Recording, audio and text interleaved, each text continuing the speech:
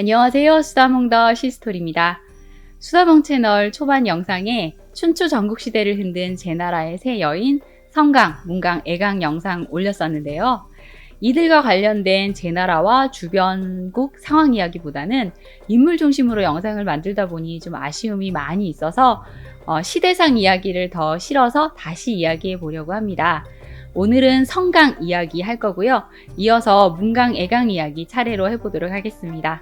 자, 오랜만에 중국 춘추 전국시대 이야기 다시 해보게 되었네요. 그럼 이야기 시작하겠습니다. 자, 오늘 이야기의 시대적 배경은 춘추 전국시대의 초기입니다. 주왕실이 동천을 한 후 춘추시대가 열리면서 제후국들은 이해득실에 따라 결맹을 맺기도 하고 전쟁을 하며 실력을 겨루면서 성장을 하게 되었는데요. 처음 존재감을 드러낸 나라는 정나라였고 다음으로 급부상하게 된 나라는 제나라였습니다. 제나라는 낚시의 달인 강태공으로 잘 알려져 있고 흔히 태공망이라고 불리는 강상이 나라를 세운 후 800년 남짓 존속했던 나라입니다. 지금 보시는 이 지도가 춘추 전국시대 지도인데요. 제나라는 지금의 이 상동성과 그 서북부 일원에 털을 잡아 바다를 끼고 있어서 소금을 전매하고 다른 나라와 교역을 한 나라여서 꽤 부유한 나라로 성장할 수 있었다고 합니다. 기원전 730년 제나라의 13대 군주의 자리에 오른 제희공은 자식들이 아주 많았다고 하는데요. 정확하진 않지만 사남 사녀 정도를 두었다고 합니다. 아들 둘, 그러니까 제희공을 이어 바로 다음 군주가 되는 제양공, 그리고 16대 군주가 되는 제환공, 그리고 딸들 중에는 이번 이야기의 주인공이 될 성강과 문강도 있었습니다. 제환공은 춘추 5패 중 최초의 패자이자 으뜸으로 평가받는 군주이기도 하지요. 제희공의 맏아들, 훗날 제양공이 될 세자의 이름은 제아인데요.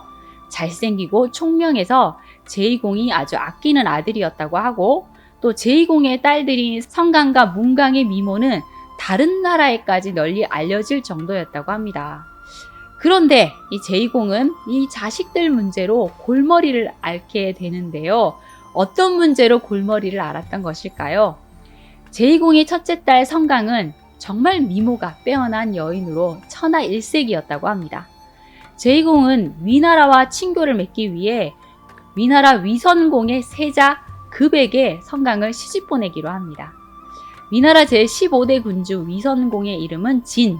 위선공은 공자 시절 이복 동생인 주우가 위환공을 죽이고 군주 자리를 빼앗았을 때 형나라로 망명을 했었습니다.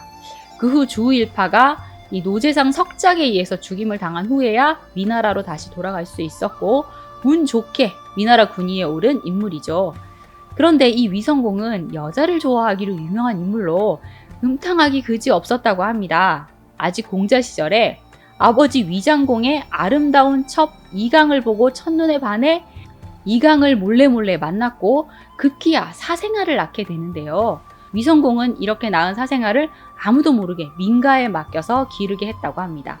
그 뒤에 망명을 갔다가 형나라 공녀와 결혼을 하게 되었는데 이 정실 부인인 형나라 공녀를 박대하고 다시 이강을 가까이 하며 총애하게 됩니다.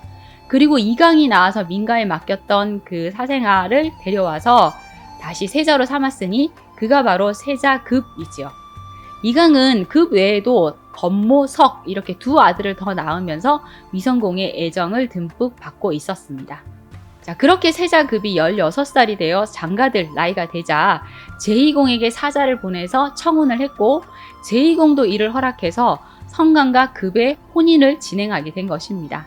자, 세자의 혼인 문제를 논의하기 위해서 제나라로 갔던 사자가 위나라로 돌아오자 위선공은 며느리가 될 성강에 대해서 물어봅니다. 그래, 내 며느리가 될 아이는 어떻느냐? 많이 이쁘더냐? 네, 직접 보지는 못했지만 절색이라는 소문이 자자하더이다. 마치 옆에 꽃을 두고도 그녀와 비교할 수 없을 정도라 하더이다. 사자가 이렇게 말을 하자 위선공은 성강을 보기도 전에 흑심을 품게 됩니다. 그렇게 아름다운 여인이라면 아들에게 주기에는 너무 아까운 것이 아닌가? 라는 생각을 한 거죠. 사실 아버지의 여자였던 이강도 자신이 뺏었으니 아들 여자 뺏는 것쯤은 문제도 아니었겠죠. 위성공은 성강이 위나라로 오기 전 솜씨가 뛰어난 장인들을 모아서 높은 누대를 새로 지었는데 명목상으로는 영빈관을 짓는 것이라 했죠. 이 누대는 엄청나게 화려하고 멋진 건물로 완성이 되었고 위성공은 이 누대를 신대라고 불렀습니다. 신대 낙성식에 앞서서 위성공은 세자급을 불러서 저기 송나라로 가서 송장공에게 안부를 좀 물어보고 오너라 하며 급히 사절단을 꾸려서 송나라로 떠나게 합니다. 효심 깊고 착한 세자급은 아버지의 명을 받들고 송나라로 향하게 되었죠. 자, 위성공은 이렇게 결혼을 앞둔 세자를 갔다 오는데 한 달이 넘게 걸린 송나라로 보내버린 겁니다. 그리고 마침내 성강이 위나라로 오게 되는데 성강을 본 위성공, 너무나 아름다운 그녀의 모습에 한눈에 반하게 됩니다. 그리고 새로 지은 이 신대의 신방이 꾸며지는데요. 성강은 당연히 남편이 된 세자급이 신방에 들어올 줄 알고 기다렸지만 그녀를 찾아온 것은 위선공이었습니다. 아무런 힘이 없는 성강은 시아버지 위선공에게 겁탈을 당했고 결국 위선공의 여자가 될 수밖에 없었습니다. 자, 이 일은 위나라 백성들 사이에 소문이 나서 신대라는 노래가 만들어져서 거리에서 불리게 됩니다. 신대는 화려하고 기수의 물은 도도하게 흐르는데 좋은 낭군 찾아 이곳까지 왔건만 거저 같은 자에게 가로채였구나. 고기를 잡고자 친 그물에 어찌하여 기러기가 걸렸는가. 좋은 낭군 찾아 이곳까지 왔건만 척시 같은 자에게 가로채였구나. 자, 송나라로 떠났던 세자급 사신으로서의 임무를 마치고 위나라로 돌아왔는데 아니 자신의 아내가 되어야 할 성강이 아버지의 여인이 된 것을 발견합니다. 하지만 성품이 어질고 착했던 세자급 서무가 된 성강에게 예를 갖추어 깍듯이 대하죠. 위성공은 이후 성강에게 푹 빠져서 신대에서 나오질 않았고 그토록 사랑했던 이강은 까마득하게 잊어버리고 성강에게 빠져 세월을 보내게 됩니다. 성강도 이렇게 된 이상 위성공을 지아비로 모시고 수와 삭 두 아들을 낳게 되죠. 위성공은 자신이 총애하는 여인이 낳은 이 아들들을 무척 귀여워했다고 합니다. 성강 입장에서 보면 원해서 이렇게 된 것은 아니지만 어차피 위성공과 맺어졌으니 권력이라도 꼭 잡고 있어야겠다라는 생각을 합니다. 성강은 자신이 낳은 아들이 세자가 되었으면 하는 생각을 했고 또 성강을 총애했던 위성공 역시 세자급 말고 성강이 낳은 공자 수를 세자로 세우고 싶은 마음이 들었지만 사실 명분이 없었죠. 세자급은 워낙에 바르고 어진 성품이라서 흠을 잡을래야 잡을 수가 없었던 겁니다. 성강이 낳은 첫째 아들 공자수는 굉장히 차분하고 성실하고 온화한 성격이었는데요.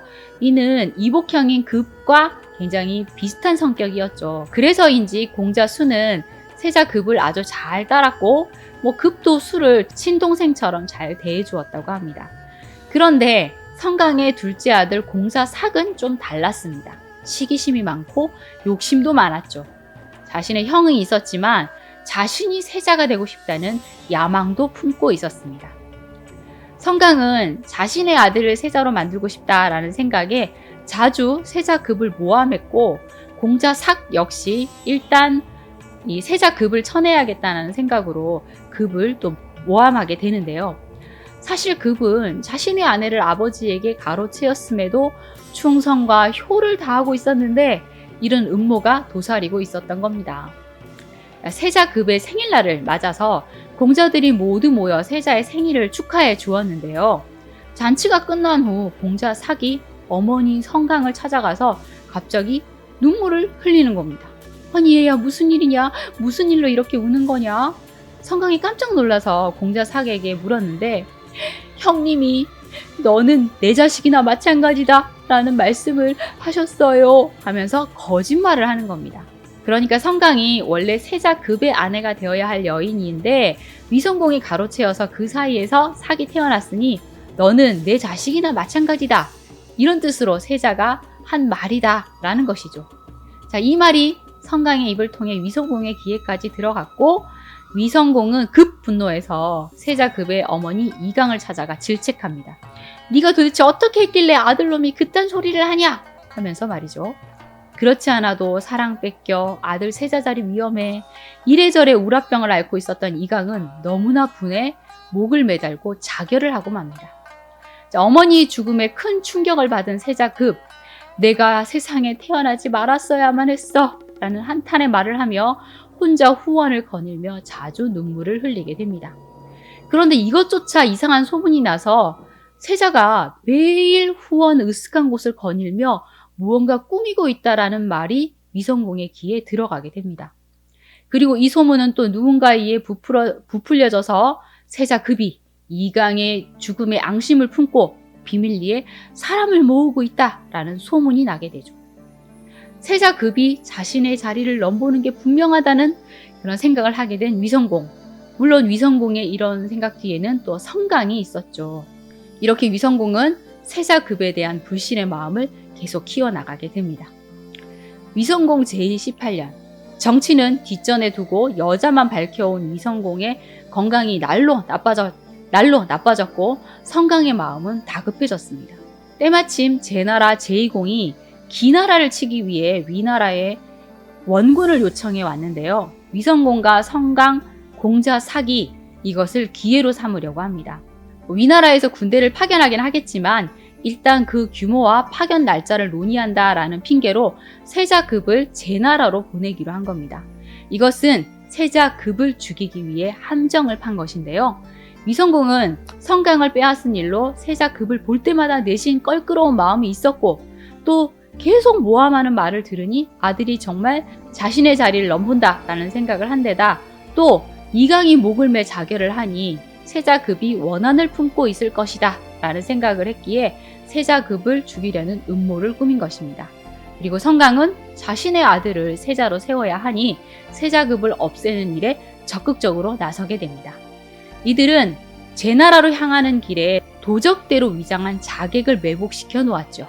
자, 그런데 성강의 첫째 아들 공자수가 이 사실을 알고 세자급에게 찾아가서 몇 번이나 달아나라는 말을 하는데요. 착해 빠진 이 세자급은 중요한 임무를 맡았는데 그럴 수 없다며 도무지 이 말을 듣지 않는 겁니다. 공자수는 형이 떠나기 전날 밤 이 형을 찾아가서 그럼 우리 술이나 한잔 합시다 형 하면서 술자리를 합니다. 주거니 박거니 두 사람이 술을 마셨는데 이 세자급이 술을 너무 많이 마시는 바람에 갑자기 잠이 들어버리죠. 공자수가 일부러 이 세자급에게 술을 계속 먹인 겁니다. 세자급이 이렇게 술에 취해 쓰러지자 공자수는 형의 옷을 벗겨서 자신이 그 옷을 입고 급의 말을 타고 길을 떠납니다. 자신이 급인 것처럼 꾸며서 제나라로 향한 것인데요. 그러다 결국 잠복해 있던 자객들에게 죽임을 당합니다. 잠에서 깬 급이 이게 무슨 일이야 하고 깜짝 놀라서 공자수의 뒤를 따랐는데 이미 공자수를 죽이고 돌아오는 자객을 만나게 됩니다. 급은 급히 그들이 들고 있는 함을 열어봤는데 그 안에는 공자수의 머리가 들어있었죠. 세자급은 땅바닥에 주저앉아서 사정없이 울부짖습니다. 너희가 엉뚱한 사람을 죽였구나.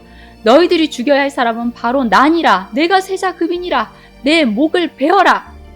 급은 스스로 자신이 급임을 자객들에게 알려 죽음을 선택합니다. 이 소식을 들은 공자삭은 뛸 듯이 기뻤죠. 두 형을 모두 제거하게 된 것이니 이제 자신이 세자가 되었다라는 생각을 한 겁니다. 위성공은 세자급을 죽이려고 모함했건만 자신이 아끼는 아들인 공자수까지 죽음을 맞은 것에 큰 충격을 받았던지 자리 보존하고 누웠고 결국 사망하고 맙니다. 세자급을 죽이는 음모를 꾸민 것은 공자삭이고 위성공이 뒤늦게 이 사실을 알고 충격으로 쓰러져 사망에 이르렀다라는 이야기가 또 있는데요. 차라리 이것이 사실이었으면 좋겠네요. 자, 이렇게 삭은 15살의 나이로 군위에 올라 위나라 위해공이 됩니다.